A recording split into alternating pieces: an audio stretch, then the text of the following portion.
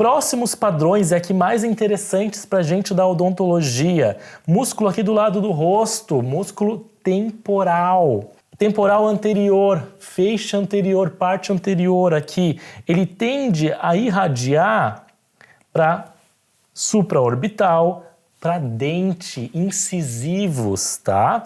Às vezes incisivo central, lateral, e aí a pessoa pode ter uma dor de dente, mas na verdade é na região temporal.